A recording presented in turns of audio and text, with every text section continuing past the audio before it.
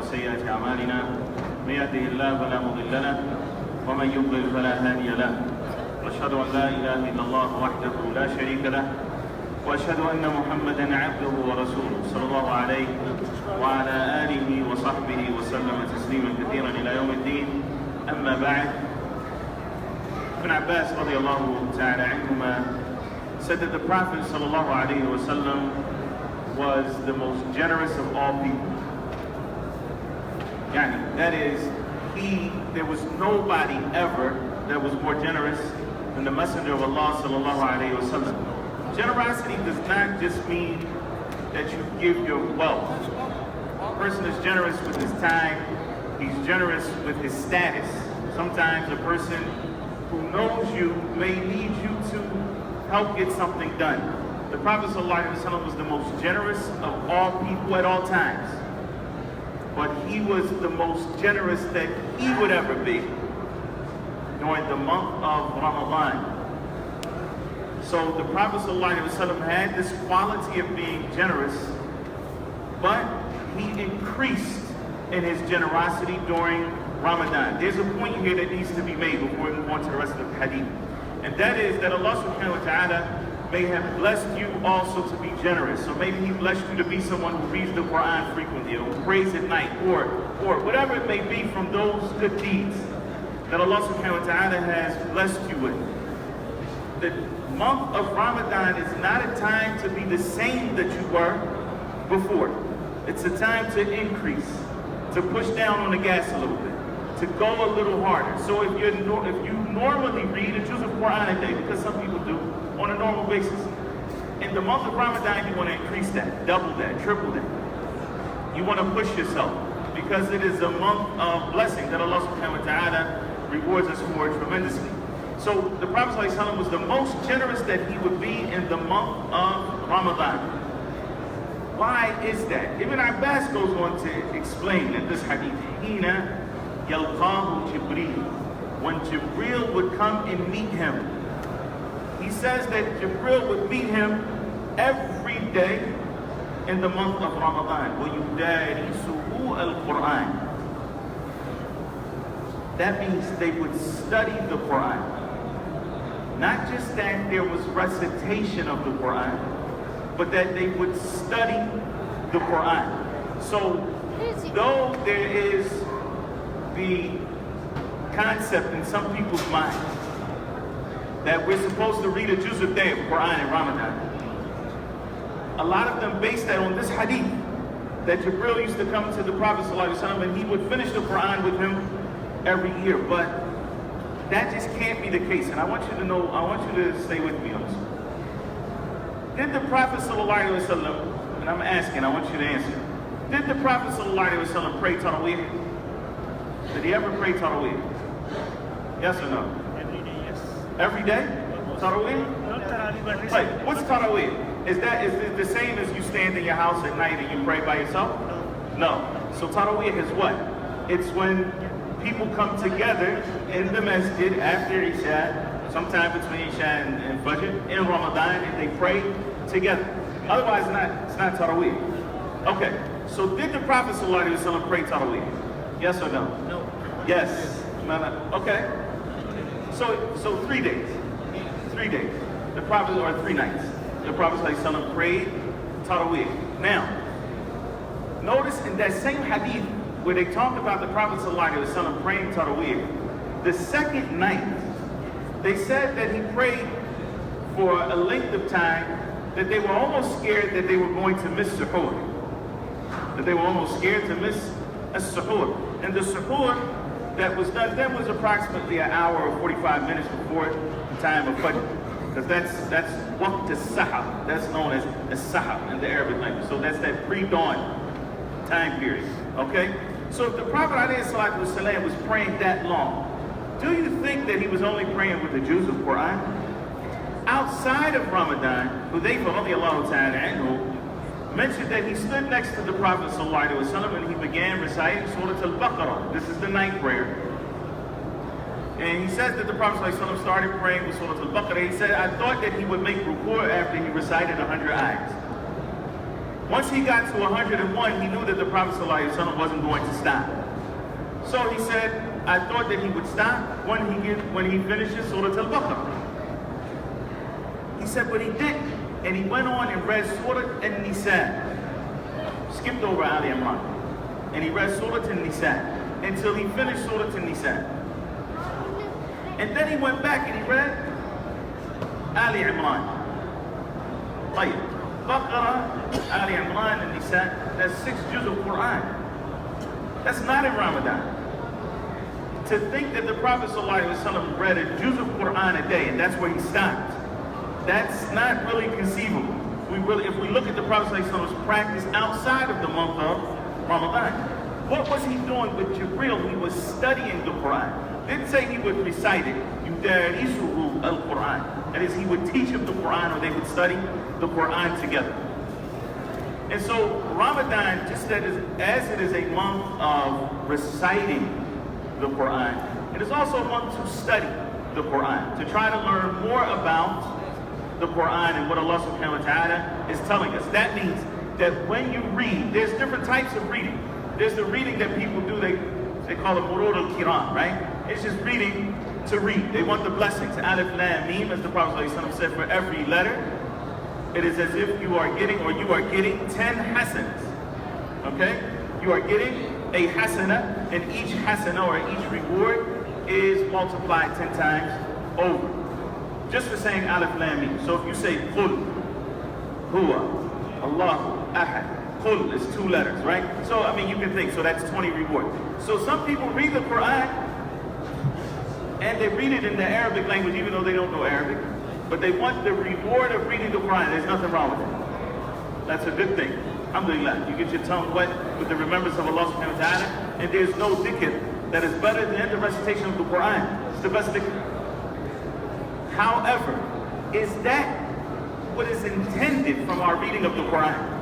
That is, that a person reads the Quran, they don't understand anything. They're just getting blessings and rewards for reading the Quran. That is not what is intended from reading the Quran. أَفَلَا يَتَدَبَّرُونَ الْقُرْآنَ. Allah subhanahu wa ta'ala says, do they not reflect over the Quran? How can you reflect over the Quran if you don't understand the language?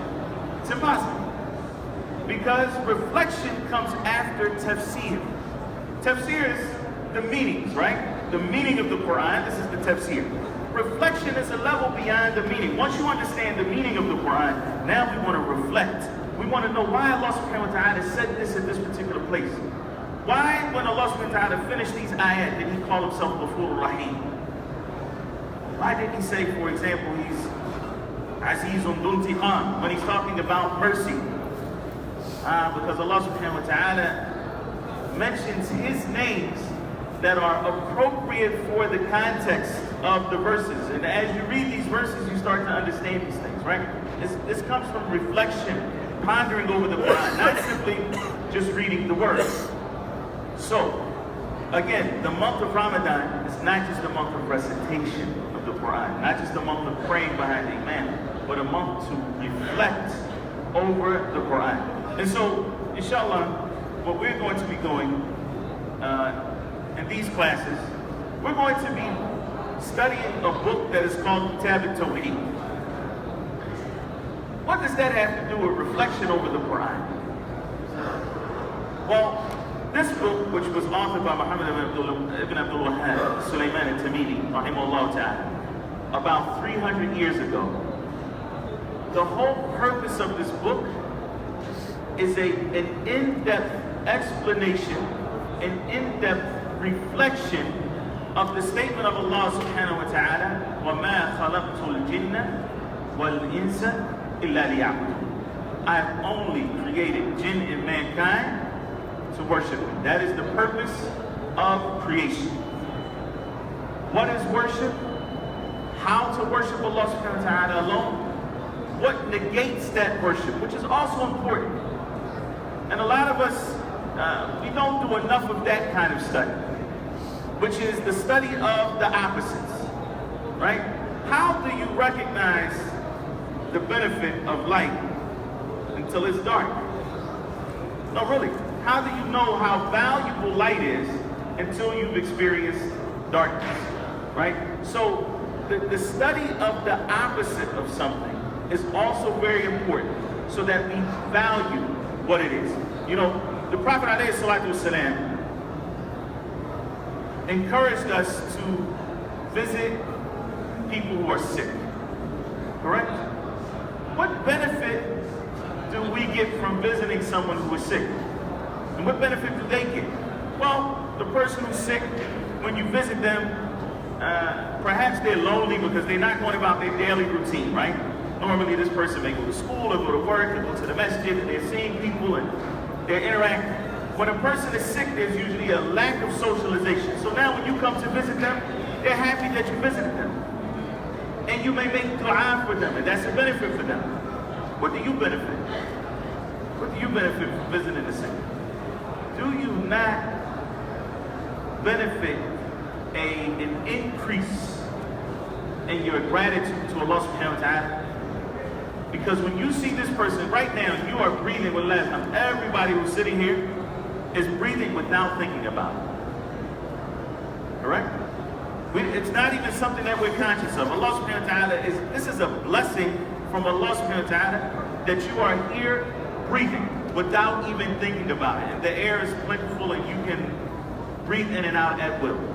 When you go and visit someone who is sick and they're on a ventilator, and they can't breathe even on their own, except with this machine, or they have a lack of oxygen and they need an oxygen mask, or they need now you start to realize, subhanAllah, this is a blessing from Allah subhanahu wa ta'ala that I have been neglectful of.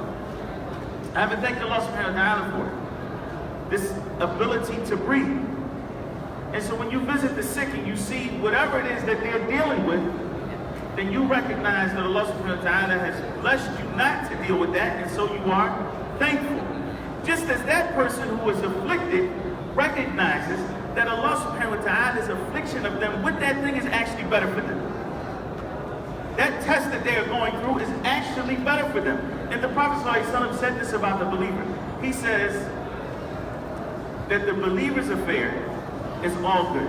Inna amra al-mu'min kullahu lahu khayr wa laysa dhalika illa lil-mu'min. The affair of the believer is all good. No matter what circumstances that you're under, it's all good. And that's only for a believer. In asabatu sabah shakara fa kana khayran lah. If good comes to him, he's thankful. He shows his gratitude to Allah. That's better for him.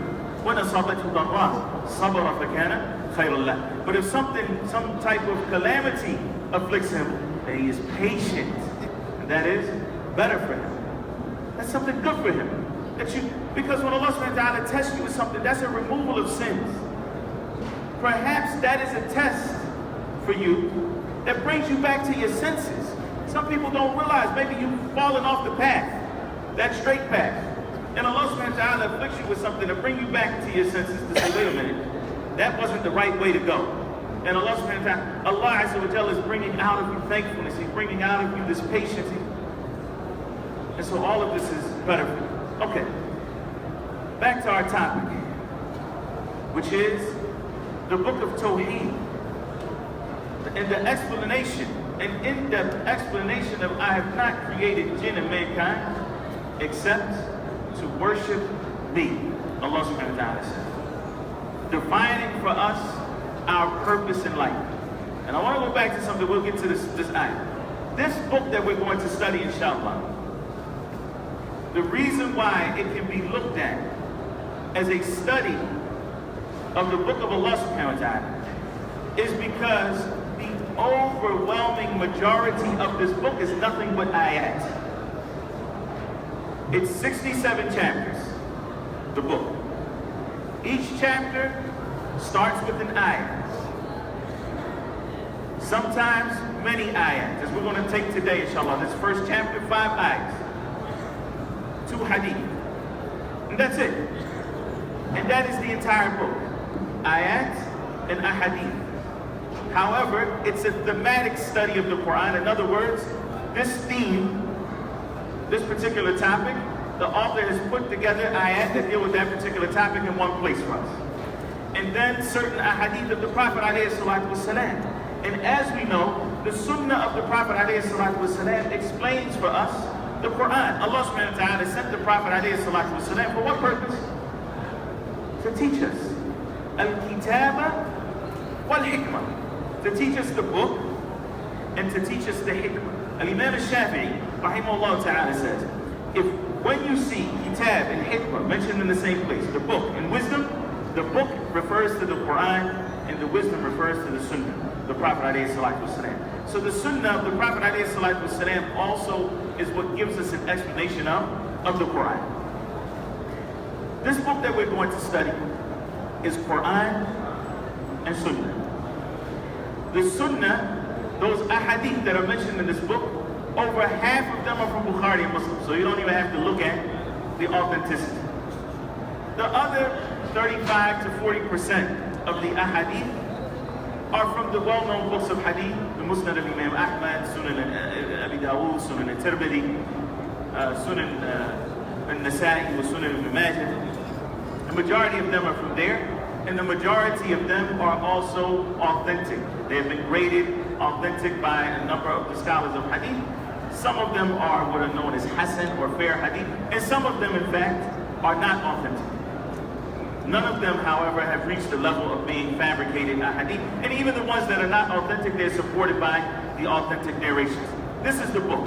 There are some narrations of the early scholars of Islam, the Sahaba and the Tabi'een. There are only in the entire book of 67 chapters, there's only 6 places where scholars are quoted. Only 6 places.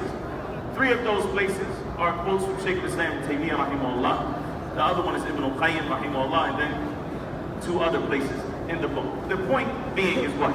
That the majority of the book is the Quran, the Sunnah of the Prophet alayhi salatu wasalam. And though a lot of people say a lot of things, why do we need to study a book about Tawheed? All of the Muslims already know Tawheed.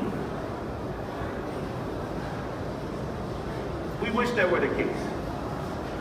We wish it was the case that all of the Muslims are familiar with the concept of Tawheed. A brother came yesterday after the dars, after this class, and he said, I went to visit the grave of the Prophet alayhi salatu wasalam, to send the salams upon the Prophet alayhi salatu wasalam. As Ibn Umar radiyallahu ta'ala anhuma used to do whenever he would come back from a journey.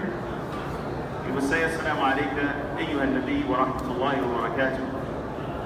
Assalamu alayka ya Abu Bakr. Assalamu alayka ya Abi. Give salams to the Prophet alayhi salatu wasalam and Abu Bakr and his father, Umar radiyallahu anhu. And that was it. He said, I saw a person there, I saw people there facing the grave of the Prophet alayhi salatu wasalam, raising their hands in dua. Like, I'm gonna ask you something right now.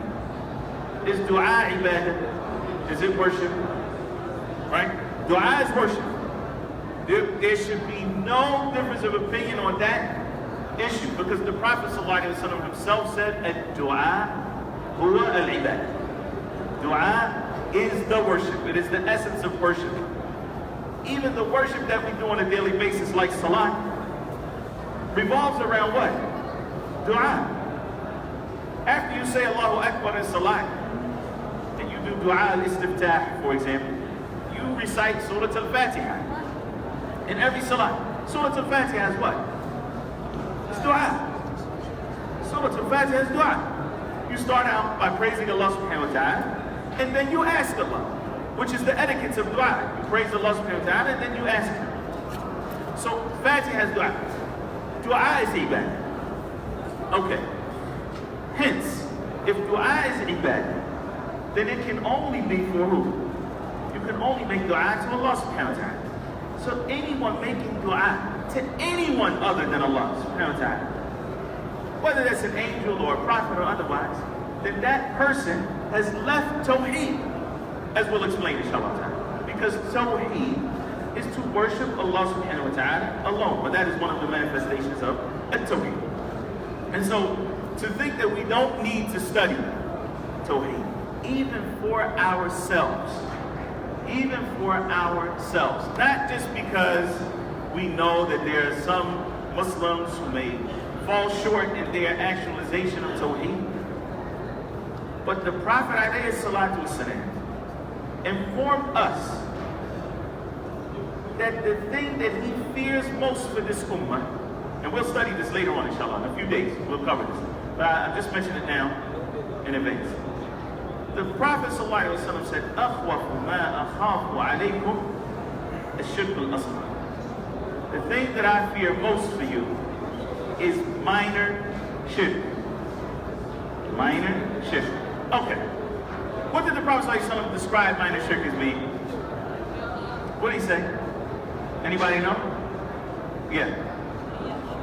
Okay. Showing off. A react. Okay. Now, I want you to just think about this one. When someone shows off, are they calling upon other than Allah? No. Are they making tawaf around other than the Kaaba? Are they prostrating to something else or some statue? No. No, they're not. But the Prophet ﷺ still called it shirk. He still called it shirk, even though it is a minor form. And as we'll study, shirk is the opposite of tawheed, which is that the deed is solely for Allah subhanahu wa ta'ala. Why is showing off considered shirk? Because a person is doing a deed that should be for Allah subhanahu wa ta'ala alone, so that they can be praised by people, by other than Allah. So they're doing a deed that should be for Allah alone, they're doing it for other than Allah. And the Prophet ﷺ said about this showing off that it is more subtle than a black ant on a black rock and a night that has no moon. And in other words, it's pitch black and there's a black ant. You can't even see a black ant sometimes on something that isn't black. If a black ant was on this wood right here and it's small, you probably can't even see it. Imagine that being on a black rock, pitch black at night. You can't see it. It creeps. And so, and I'll give you an example. How does it creep? Many of you are here visiting the city of the Prophet ﷺ. And at the same time, you can't give up social media. And so, after praying Taraweeh last night, you go back to the hotel and you pull out your phone and then you tweet. What a great night of Taraweeh at the Prophet's Masjid. You pray for who? Allah subhanahu wa ta'ala. Why is it that you feel the need to let the world know that you just prayed Taraweeh, which is not an obligation, by the way? People know you pray Dhuhr, they know you pray Asr, because these are obligations. But Taraweeh, the only way they're going to know you prayed is if you let them know that you prayed. You want them to know that you're in Medina, that you've spent your money so that you can come to the city of the Prophet ﷺ. And you want them to know that you prayed Taraweeh. And maybe somebody asks, the Imam's recitation was so beautiful, I couldn't help myself from crying. And then the emoji with the tears. But it creeps. The person, when he's doing it, he's not doing it in his mind. This is not riyad. This is not shirk al-asghar, but it is. But it is. And there are many, many instances of these type of things that creep into our actions, that our deeds that should be for Allah subhanahu wa ta'ala alone. And that's why it's so critical that we study at-Tawheed. What is Tawheed? Is it an obligation on everybody? Why do I need to know it? How does it manifest itself? How do I make sure? What is the reward for Tawheed? How do I make sure that I am a true practitioner of a tawheed. And then what are those things that are contrary and contradict tawheed, or if they don't totally contradict it, diminish the reward of my tawheed? All of this is critical for us to study. And the reason why is because it is the very purpose of our existence. You think about somebody.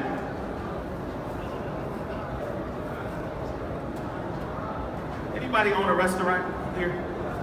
No? No restaurant owners? Like, think about somebody who owns a restaurant. Restaurant needs a lot of things to operate. The most important thing is what? What's the most important thing at a restaurant? The food, correct? But if you want customers, can your restaurant be dirty? Is it going to attract customers? No, so it needs to be clean. The dishes that you serve the food on also need to be clean. You need to have someone who takes account of the income, meaning the money that is received and the money that goes out. All of this is part of running the restaurant business. The most important thing is what? Is the food. That's what a restaurant is built. So you hire the chef. And the chef does what? Cooks food. That's his job. That's why you hired him. Excellent. This particular chef notices that the place is not so clean. So he starts cleaning. He notices that you don't have an account. You're not keeping the books well. So he's doing. But all of this that he's doing, he doesn't have enough time to cook. You hold him to account. You say, I hired you for the purpose of what? Of cleaning. Of cooking. You're supposed to cook.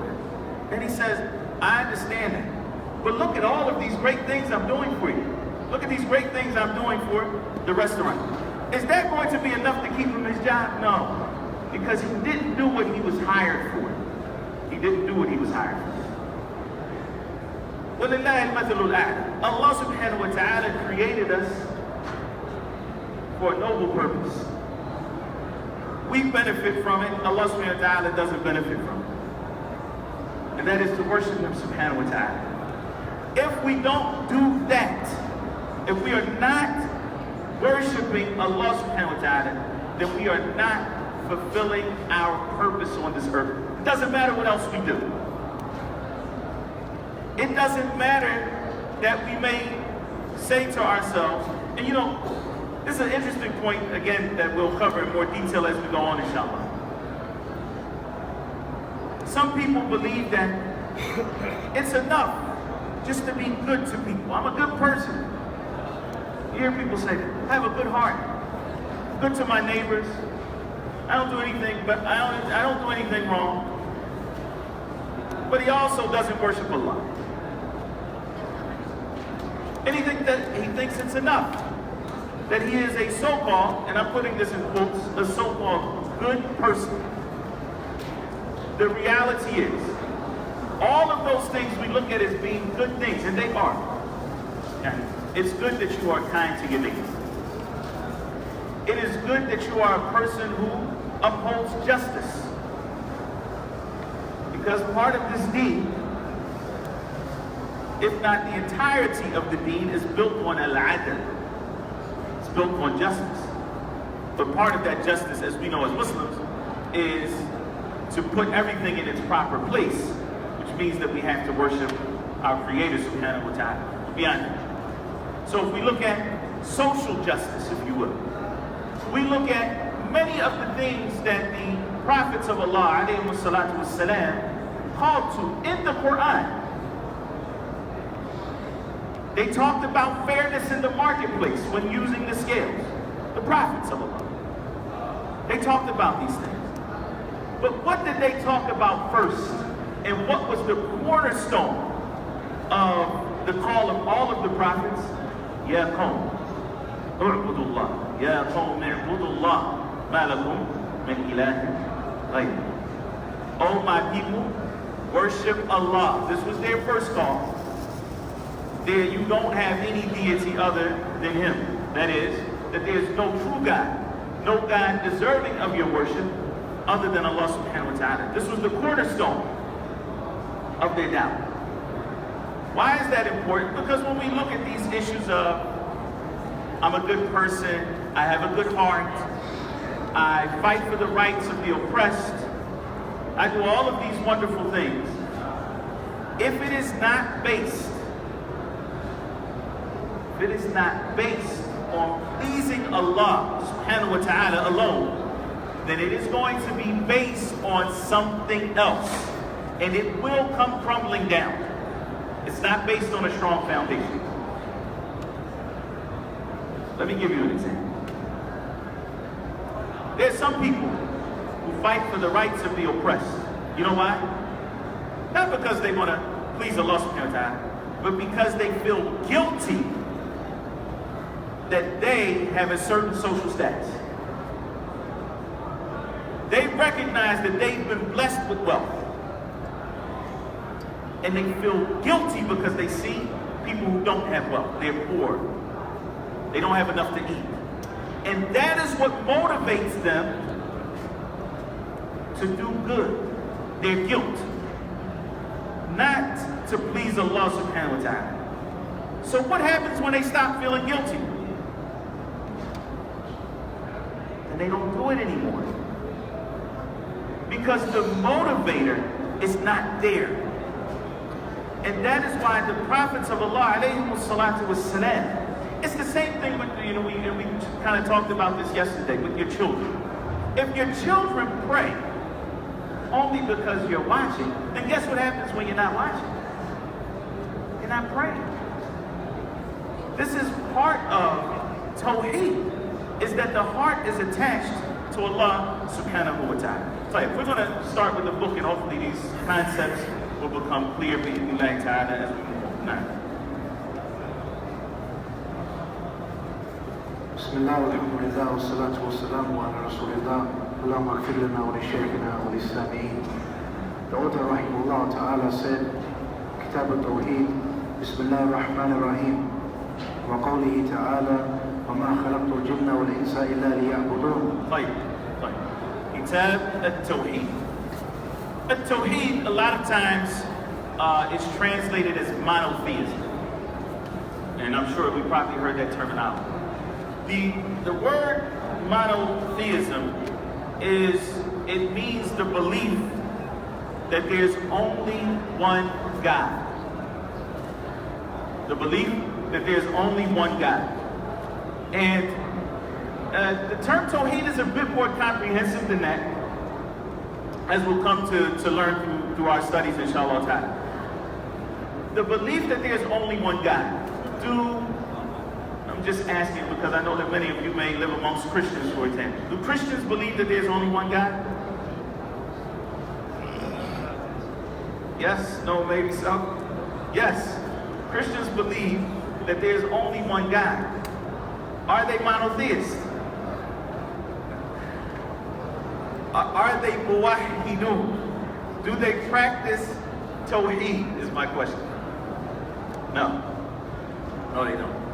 And so, to translate Tawheed as monotheism, though it's convenient, it's not all the way accurate. It's not all the way accurate. We might need to look for a different term, in the English language. But I mean, if you use that as a means to get kind of closer to an understanding, then that's okay. The belief that there's only one God. Now, if we add on to that the belief that there's only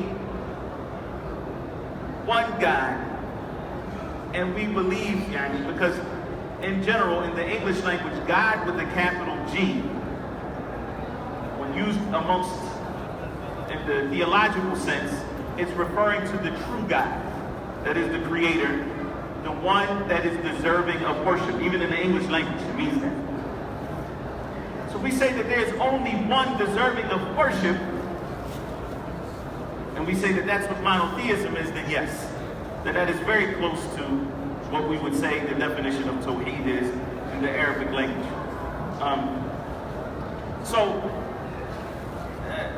just for the purpose of study. Tawheed, it means to single out Allah with that which is specific to Him. To single out Allah. وَحَدَ يُوَحِدُ تَوْحِيدًا. It means إِفْرَادُ اللَّهِ بِخَصَائِصِهِ. To single out Allah subhanahu wa ta'ala with that which is specific to Him. And that may cover, and we'll cover this inshallah, His actions, because Allah subhanahu wa ta'ala, there are actions that are specific to Allah subhanahu wa ta'ala. And we need to affirm them for Allah azza wa jalla alone. Like creating, like the creation. So Allah subhanahu wa ta'ala has created, and that is specific to Him subhanahu wa ta'ala. And like His right to be worshipped, that is for Allah subhanahu wa ta'ala alone. To single out Allah with that which is specific to Him. That is a definition that many of the scholars give for the definition of at-tawheed. Like,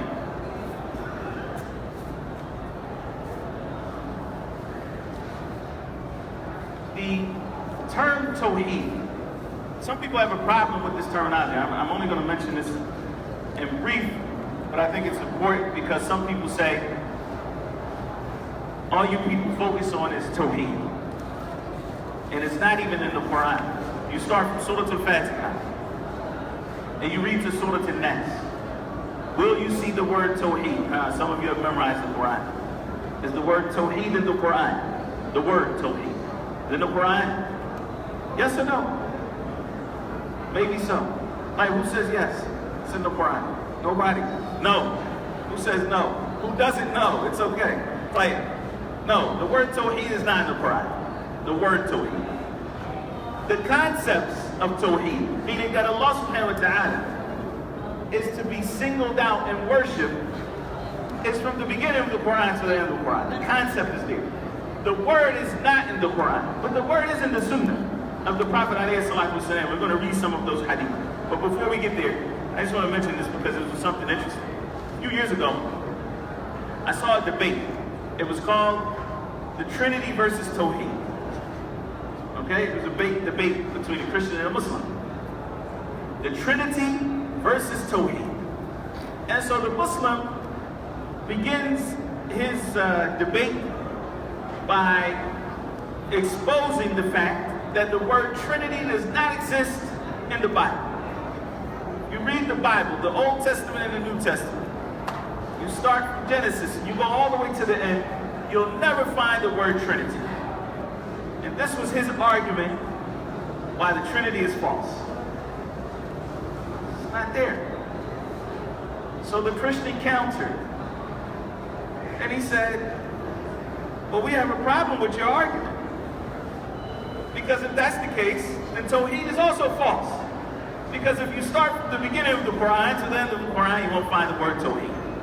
Anyway, that is not a smart way to argue or debate against the Trinity. Because not only is the word not there, the concept does not exist in the Bible. The concept of the Trinity does not exist in the Bible. And the Christians themselves, at least classically, and now that debating has become popular in the last 40 years or so, it's a little different. But classically, the Christians themselves did not used to have more than 3 or 4 proofs, direct proofs for the Trinity. And even those are easy to prove that they don't indicate any Trinity. That Isa alayhi salatu wasalam never taught that he was one of 3 of a triune Godhead. He never taught that. So anyway, this Christian debater says, and I'll go a step further. Not only isn't it in the Quran, it doesn't exist in any of the ahadith, the Prophet alayhi salatu wasalam. And the Muslim responded by saying that you're right. The word does not exist in the Quran or the Sunnah. That's wrong, by the way. Said it doesn't exist in the Quran or the Sunnah, but the concept is there. Then he moved on from the words to the concepts, because words come and go. But the point is that is not correct. The word tawheed does come in the sunnah of the Prophet ﷺ. So we shouldn't look at this as being some kind of foreign concept. And before I actually mention the hadith of the Prophet ﷺ, if you look at what the Prophet ﷺ said when he sent Mu'adh to Yemen, the famous hadith. He sent Mu'adh to Yemen. He said, you're going to people from Ahlul Kitab. They are people of the book.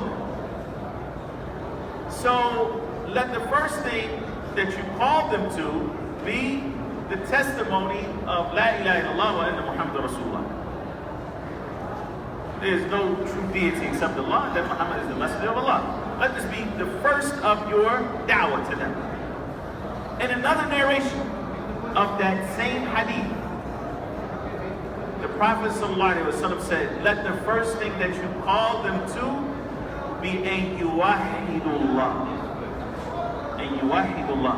To single out Allah. That same verb, yuwahid, of which we're taking the verb now, tawheed, is there.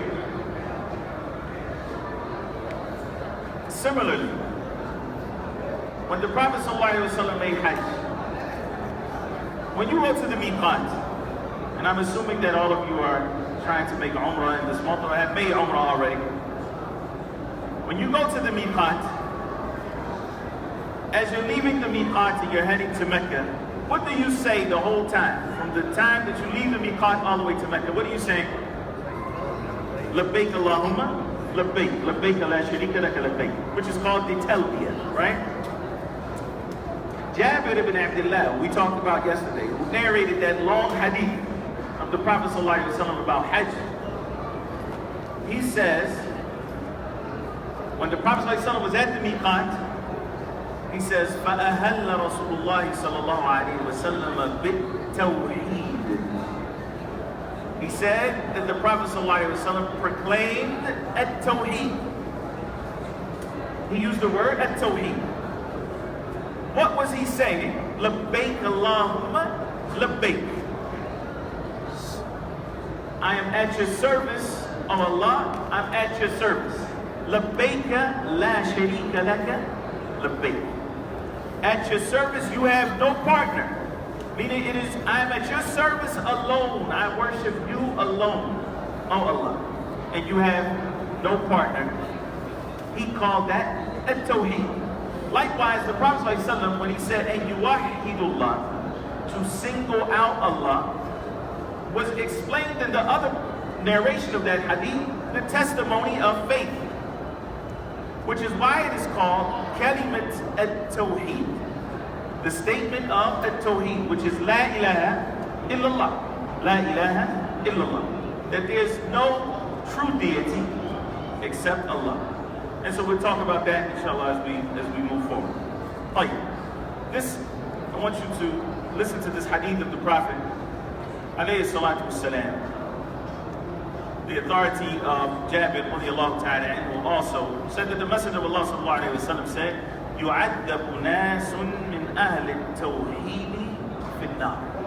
يُعَذَّبُ نَاسٌ مِنْ أَهْلِ التَّوْحِيدِ فِي النَّارِ حَتَّى يَكُونُ فِيهَا هُمَمًا. To the end of the hadith. This hadith was collected by Tirmidhi and it's authentic. Jabir ibn Abdullah radiallahu ta'ala said that the Messenger of Allah sallallahu alayhi wa sallam says, some of the people of Tawheed will be punished in the fire. Some of the people of Tawheed will be punished in the fire until they are coals. They're like coals. They're so burnt that they're like coals. Then the mercy of Allah subhanahu wa ta'ala will reach them. They will be taken out and they will be put in front of the doors of paradise. And the people of paradise will pour water over them. After they are like coals, burnt like coal, the people of paradise will pour water over them and they will sprout as the debris that is carried by a flood sprouts. And then they will enter paradise. We all know that there are some Muslims who before entering paradise will be purified in the fire. They will be purified by the fire of hell. We ask Allah subhanahu wa ta'ala to protect us from it. We seek his refuge from the fire. subhanahu wa ta'ala. But some Muslims who fail to purify themselves in this life will be purified by the fire in the next. The Prophet ﷺ said, يُعَذَّبُ قَوْمٌ مِنْ أَهْلِ التَّوْحِيدِ. That there be a people from the people of Tawheed, meaning what? The Muslims who have testified to La ilaha illallah, that will be punished in the fire. The Prophet ﷺ called them the people of Tawheed. And there are many other ahadith. I don't want to belabor the issue, but the point is that some people, they criticize this book because they say, oh, it's all about Tawheed, and there's no such thing as Tawheed in the Quran and the Sunnah of the Prophet. That's not correct.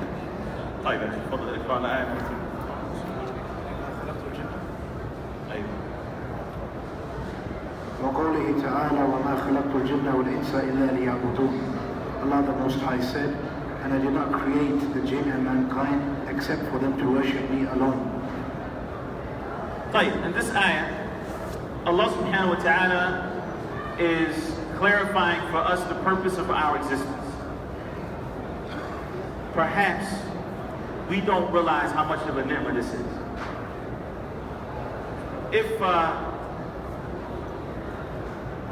If your father gave you a plane ticket,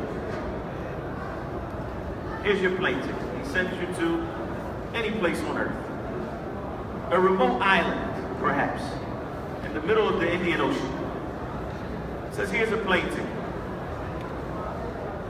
And you said, but Dad, for what? He said, take the ticket and go. Return ticket is 3 years later. Alhamdulillah, you get a return ticket. And he's not just leaving you on the island. Take the ticket, you go. You have no idea what it is that you're supposed to be there for. Just go to this island. Nobody meets you at the airport. Nothing's going on. And you're just there for 3 years. And then you get your return flight after 3 years and you come home. Like, would anybody feel comfortable with that? Like, going somewhere, you have no idea what it is that your father sent you there for. No idea. That's super uncomfortable. Because you don't know what you're supposed to be doing here. What am I supposed to be getting out of this trip? I don't know what I'm supposed to be doing here. Am I supposed to be studying something? Am I supposed to be working, saving money? Am I supposed to get married here? What am I supposed to do here? And then you just go back. In other words, it's aimless. This is the reality for the majority of people on earth right now. The majority of people on earth, Muslim or not? No. They say by 2060, Allahu Akbar, the majority of people on earth will be Muslim. Allah knows best. Right now, Muslims make up a third of the population, perhaps, a quarter of the population. In any event, the majority of people are not, they're not Muslim. And as such, they're not clear on the reason why they are here. And for those of you who were with us yesterday, we talked about the 3 questions that philosophers try to answer. They say the reason, or these are the big questions they call them. The questions that people take, 20, 30, 40, 50 years out of their lives. And these are people with, supposedly big brains. A lot of neural activity going on. And they spend the time to answer these 3 questions. What were the 3 questions that we covered yesterday, for those who weren't here? Yeah, as a reminder. Where do we come from? Why are we here? And what's the third one? And where are we going? Where did we come from? Why are we here? And where are we going? So Allah subhanahu wa ta'ala here, وَمَا خَلَقْتُ الْجِنَّ وَالْإِنسَ إِلَّا لِيَعْبُدُونَ. I have created jinn and mankind only to worship me. So Allah subhanahu wa ta'ala is letting us know where we came from. He's the one who created us. And he's letting us know why he created us, which is for the purpose of worshiping him. And therefore, if we want to be happy, if we want real success, then we're going to have to worship Allah subhanahu wa ta'ala. And that is the only way. Here's the other thing that we have to understand. Allah subhanahu wa ta'ala created us a certain way. And the Prophet ﷺ said, "Kullu mawludin yuladu ala al-fitra," that everyone who is born upon the fitrah. This fitrah is Islam. That means that you have a natural inclination to submit to Allah subhanahu wa ta'ala. Like, stay with me. You know, this point, stay with me. You have a natural inclination to do what? To submit, to be subservient. To who? To Allah subhanahu wa ta'ala. The Prophet ﷺ said in that same hadith, فَأَبَوَاهُ يُهَوِّدَانِهِ وَيُنَصِّرَانِهِ وَيُمَجِّسَانِهِ. But his parents come along and they turn him into, if I could use that term loosely, turn him into a Christian or a Jew or a Magi. Like, here's the key here. A lot of us don't recognize when we read this hadith, because a lot of you heard this hadith before. Yeah, we know everybody's born a Muslim. Yeah, that's beautiful. But was born upon the fitrah, he was born with the natural inclination to be subservient to Allah. No one can change that first one, which is to be subservient. To Allah is the part that is being changed. What does that mean? That means that every human being, it is natural to be subservient to something else. You are going to be a slave to something. Allah Azza wa Jal created you that way. And he created you to be his servant, subhanahu wa ta'ala. If you are not his servant, you will serve something else. But your pleasure is only in serving Allah subhanahu wa ta'ala, because he's the only one with whom his remembrance your heart finds tranquility. He's the only one through worshiping him that you attain true peace. Not just in this life, but also in the hereafter. And so it is, Allah subhanahu wa ta'ala is clarifying for us here that you're not going to feel right. The same way that person's sitting on that island for 3 years, not knowing why they're supposed to be there, they're not going to feel right. They're going to feel aimless. They're not going to feel any type of tranquility inside, because they don't know what they're supposed to be doing there.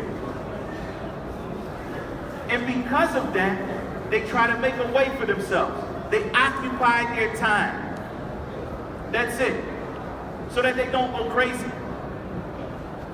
Like a person who has an indefinite jail sentence. He doesn't know when he's coming out. And so he has to occupy his time so he doesn't go crazy. Likewise, the person who's on this earth and doesn't realize why they are here. They don't realize that they are here to worship Allah subhanahu wa ta'ala. They can't find peace. They can't. It's impossible for them to find that true tranquility. And therefore, it is the servant of Allah subhanahu wa ta'ala who is benefiting through that worship. And that is why Allah subhanahu wa ta'ala says immediately after this ayah, after he says, وَمَا خَلَقْتُ الْجِنَّ وَالْإِنسَ إِلَّا لِيَعْبُدُونَ, he says what? مَا أُرِيدُ مِنْهُمْ مِنْ رِزْقٍ وَمَا أُرِيدُ أَنْ يُطْعِمُونَ. I don't want from them any provisions. I don't want from them to feed me. I don't get any benefit from them worshiping me. This is the first ayah of this book that we are studying. And the rest of the book is a detailed explanation of this ayah. I have gotten to the point that in terms of time-wise, that we need to stop, inshallah ta'ala, so that the lesson doesn't go on too long.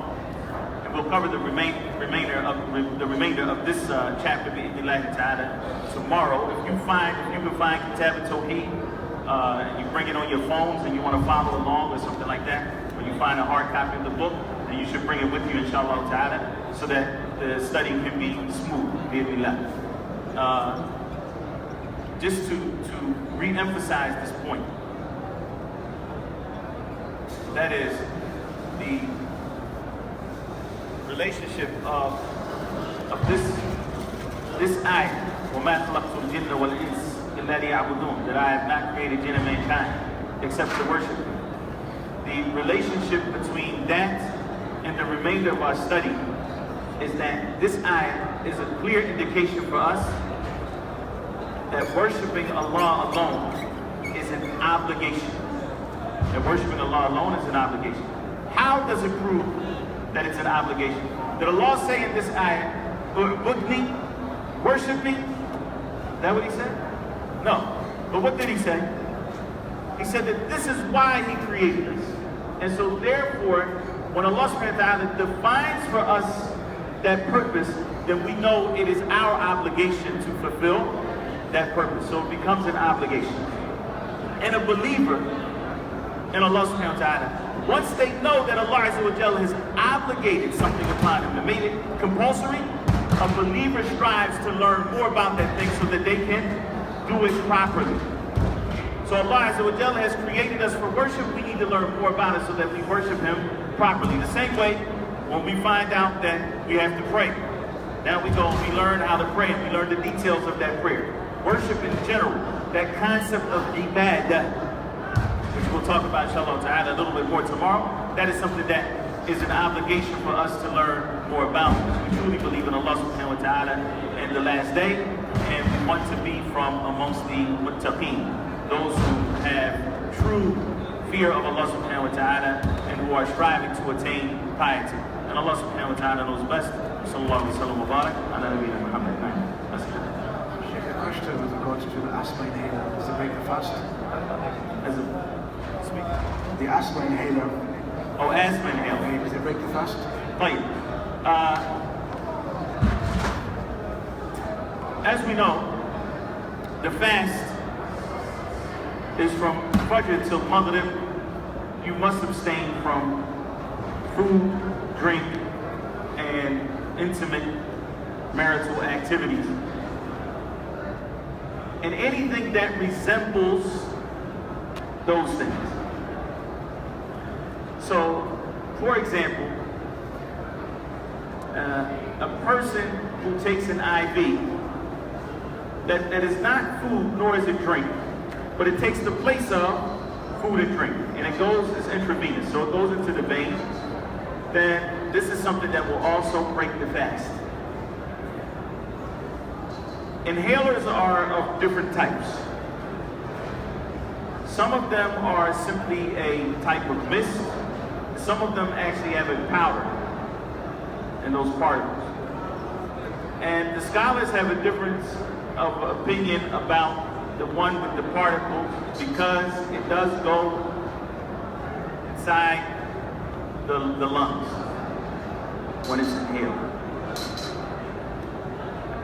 However, the correct opinion, and Allah subhanahu wa ta'ala knows best, is that the amount that reaches the inside of your body is negligible.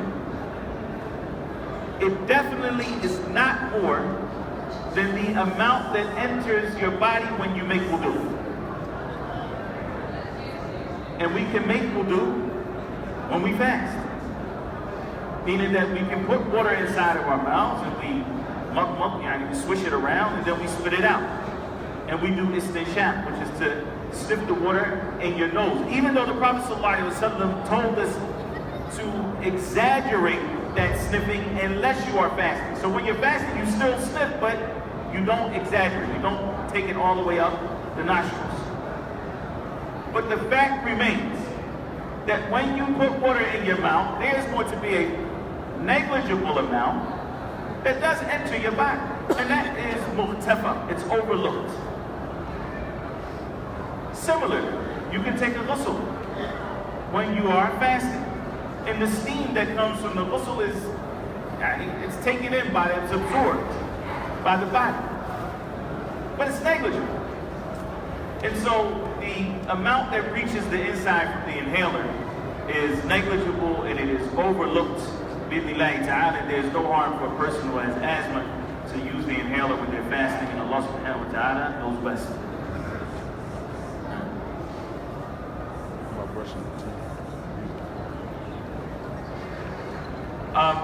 The question about brushing the teeth and using mouthwash.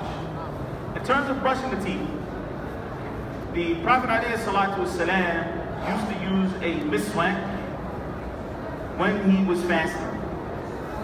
And the miswak is not simply a dry piece of stick or wood. There are properties in that miswak that can be tasted. And in fact, it is permissible to taste food for a person who is fasting, because tasting doesn't require that you swallow. All right. So here, the issue of brushing one's teeth is similar to the miswak. It's not the same, but it's similar to the miswak. And a person can brush their teeth when they are fasting, as long as they do their best to spit out the remainder of whatever's in their mouth. Like you would do on any normal occasion. You're not going to swallow toothpaste. So a person can. However, they should limit that. And it's not something that a person should constantly do while they're fasting, but for a number of reasons. Number one is because if you brush your teeth prior to Salatul Fajr, then any of the food that was remaining in your mouth, and you did it for the purpose of cleaning your teeth, then inshallah that's done. That's done. If you're doing it to try to rid yourself of the smell that is emanating from your mouth, it's actually coming from inside. It's not coming from your mouth. And so it's not really going to do the job. The issue of mouthwash, again, this is something that is permissible because it's not something that you're swallowing. And it doesn't take the place of food and drink in any situation. However, it's better to avoid it. It's better to avoid mouthwash because, again, it's not going to do what it is that a person thinks it's going to do. The smell is not coming simply from your mouth. The smell of a fasting person's breath is actually coming from the fact that they haven't eaten for some period of time. So it's coming from the inside. Now, so it's better to avoid. Now,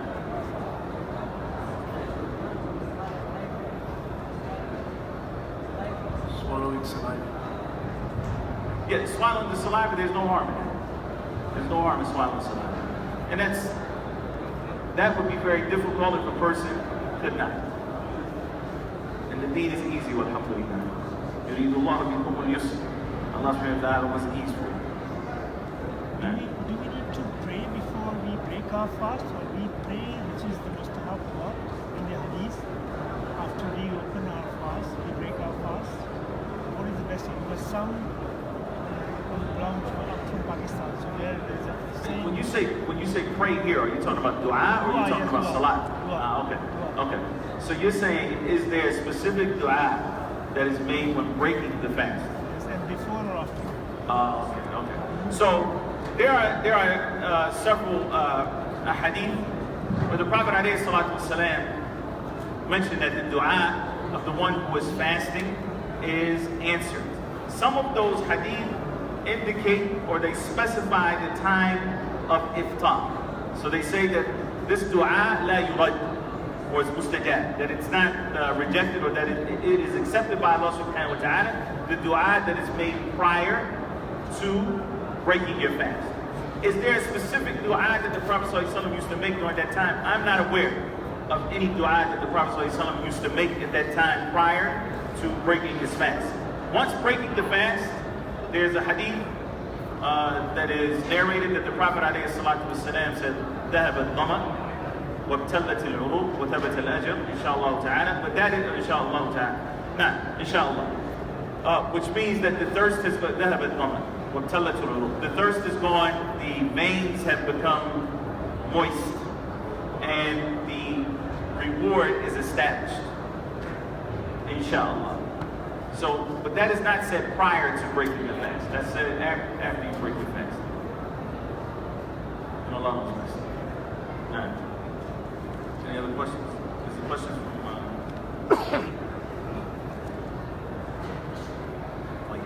سبحانك اللهم وبحمدك أشهد أن لا إله إلا أنت أستغفرك وأتوب إليك. A reminder, Ikhwan, the Prophet ﷺ